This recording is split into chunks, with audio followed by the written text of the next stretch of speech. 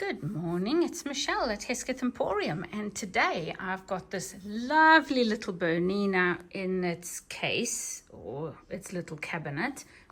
It's got a little tiny drawer here, and it drops down, which is rather nice. So it sits in my living room, or sitting room, or lounge, whatever you want to call it, wherever you are, and I use it when I'm downstairs quite a lot, actually. So at the moment, I'm just making a few test rope bowls. This one, in fact, is a banneton, or a bread proving basket for hubby. And I thought, as I have run out of bobbin, of course, that I would quickly just demonstrate how you wind a bobbin on this machine. It's a Bernina 640-2, and it's a strong little machine, and it has very few stitches, but honestly, it sews such a beautiful stitch, and it's really fast. Okay, so thread goes onto one of the spool pins here. I've got the little pad under this one, so I'm putting it onto this one here. Now it will wobble around, so what I tend to do is take something, and I'm going to just grab something like a screwdriver or a knitting needle or something, and I'll hold that in there so that it doesn't jiggle about too much while I'm winding it. The thread that I'm using at the moment on there is a Gutermann, and this is a mini king. It's a small spool rather than a thread on one of these cone. I suppose it's a mini cone. So from there, the thread is going to go through the first hole in the top of the machine here, and then it's going to come through this one over here, and it goes down to the base of the machine over here, and it gets wound around this little presser. It's a tensioning disc.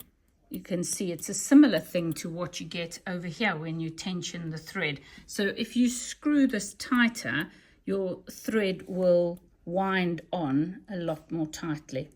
So from here, it goes underneath between the discs over here, and it goes up into the bobbin. Now, don't forget, when you're putting it into the bobbin, let's see if we can get it focused a bit better. Come on. You're going to thread your thread through the middle here of your bobbin and out through the hole. There's a slit in your bobbin. I'm going to bring another bobbin here so you can see it. There's a little slit in your bobbin, and so your thread is going to go through that and out the other side. From the inside of your spool to the outside, okay? So here's my tail over here. You then push this little mechanism down. I'm going to put it up so you can see that's how you start out. Now, be careful. When you put this spool on, that little slot on this side has an accompanying slot on the other side as well. And in here, I'm going to see if it'll focus a bit better onto that pin there. There's a tiny little pin, and in order to engage the bobbin, you must have that clicked in. So you have to turn your bobbin until it goes in. Did you see that? So you turn your bobbin until it drops into that hole. Now you might have to take it all the way around the bobbin to the other side, but eventually, if you gently push and turn at the same time, it is going to just drop into that little hole. So now it's dropped in. You can see it's right up against there, and you're now ready to wind your bobbin. So what you do is you push down on this lever. That engages this rubber ring with the hand wheel over here. This is why it's important for no oil to be on here, and I have excessively oiled this machine, so I'm hoping I haven't made it more difficult for it to wind, but we'll see now when I put the presser foot down. So that's what you're going to do there. Now at this point, if I simply put my foot down on the presser foot, on the pedal rather, should I say, it will start to wind. However, what's going to happen is So you can see it's winding, not very fast. As I said, there's probably a little bit of oil on that ring and I should change it. But you'll see my needle continues to go up and down, and you don't want that. So what you have to do is disengage the inner ring on your hand wheel. So this one goes towards you. Hold the outside edge, and I'm going to try and do that while doing it this way. Hold the outside edge and turn the inside towards you, and it doesn't turn very much at all, and that will disengage the feed on the machine, so your machine won't actually wind. So now I'm going to hold on to this little thread on my bobbin, and I'm going to let the machine wind a little bit. Once I've got a couple of rounds on there, I simply snip off this tail here, because you don't need that anymore. Make sure it doesn't get wound up into your bobbin, and then we continue with winding the bobbin. Now that spool is behaving quite nicely at the moment because I'm not going too fast. The minute you speed it up, that bobbin tends to go a bit crazy. So this has definitely got oil on it. I can see it's really shiny and it's coming off on my hands, which is why every now and again the bobbin stops spinning. So if you have that problem, just give your machine a bit of a clean over in this area with some alcohol. Right, we're back up. And if you put too much tension on it, especially if there's a bit of oil on that area, it will stop winding. So that's how you wind it. When you are done, you can snip your threads, pull this up with that little second lever, the one that goes in between your bobbin here. You pull that up, it releases this disc from the hand wheel. Remember to retighten that little inside disc there, and your machine is now ready to sew again. And you can tell because that spins and my foot goes up and down. So that's how you wind the bobbin. Next, I will demonstrate how to insert the bobbin on this machine. This little machine is, it comes with this drawer here, this little slide out for you to change the bobbin. Well, in my wildest dreams, I could get my bobbin in there.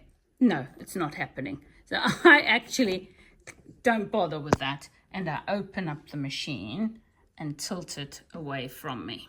So this lifts up, and in this cabinet it's got a little security chain so it can't drop all the way back, but still be very careful when you're doing this, that something is in the back there resting.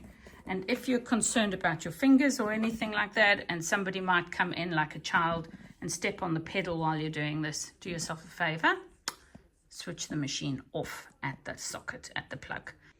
Now that you've wound your bobbin, you're going to bring it over to your machine. Now this little machine works slightly differently to a lot of other machines in that the bobbin actually goes in at the back. So it goes in here like this. So actually this part of the bobbin goes in this way towards you, whereas most other machines, your bobbin goes in this way at the front.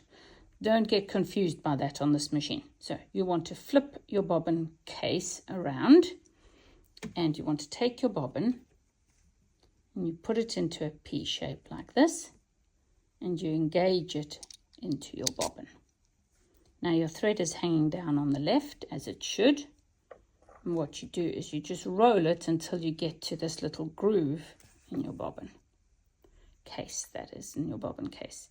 It slots into that groove, and then it needs to slide up through the groove and click into that little hole over there. All right, we're going to do that once more just to make sure you've got it right. So hold your bobbin case the way it's going to go into the machine. Take your bobbin with the thread down on the left, pop it into the bobbin case, pull your thread so it slots into this little slit, this groove here. Those are your tension discs. That's your tension disc there. And then it pull upwards so that it goes through the tension disc, and it pulls up with a little click usually into that hole there. your bobbin is now ready to be inserted. So we take it over to the machine, find the pin. I normally find the pin over here with my finger. So what I'll try and do is show you where I am. So there's the pin that it's going to go on over there. Get any clearer than that? Maybe not, but anyway, there's the pin there, and that's where your bobbin is going to go. So I bring my bobbin over. I find my pin with my finger first. It kind of helps my brain realize where it is, and then I pop the bobbin over that and I push until it clicks. Well, it should click unless I've got it wrong. Okay, so I had it the wrong orientation. Let me show you that again, because that can be very confusing. So here's your bobbin. What you can do is you can grab the pin on the other side. So you've got this little lever here on the bobbin case. This is your bobbin on the other side now, okay? It's got this little lever here. It's so awkward to show you. Anyway, I've lifted that little lever up, and what that does is it locks the bobbin in place. So you can hold the bobbin like that while you're doing this. Now I know where the pin is, so I simply push, and say simply, it's never simply when you're doing this on camera. I push that in there, let go the pin, and then if it hasn't clicked, so if it wants to fall out, like so, if it wants to fall out, you need to push until you hear the click. That's clicked it in place, okay? So you engage that into there and it will be in place. So it doesn't need clicking because it's not falling out. Now my thread is hanging over here to the left, and I'm now ready to pull the bobbin up from the base. So I'll grab my thread. Just a quick aside while I'm thinking about it. This is the mess that is my test, which I always do after I've wound a bobbin, because these older machines, I've got so many of them that they're all very different. And so I'd rather just do a quick test before I continue on my actual garment or whatever I'm making at the time. And I've found the reason for this huge mess is this machine absolutely will not sew with a mini cone. I can use it for winding bobbins because I turn it over and it's got this narrow side down, and I hold it so it doesn't jiggle around too much. But the minute I try and use it on here, it all goes horribly wrong. And now I have eventually figured that out. I will make a note on this little machine only to use cones, not cones, thread spools, like so. Or even, like I've got quite a few bobbins wound now, I will use a bobbin on my spool at the back instead of a thread from the store. So that's just an aside.